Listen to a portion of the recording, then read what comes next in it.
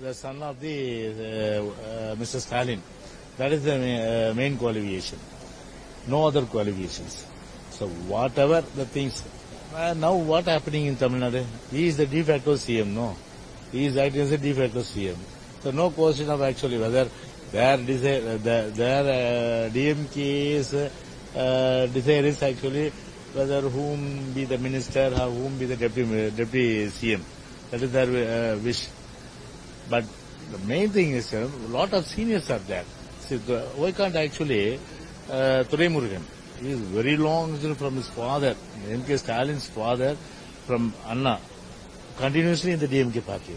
So why can't Stalin makes Thuraimurugan as a deputy chief minister? So the things that is hair politics. That is Tamil Varis Arasian. That is the main thing. Dynastic politics.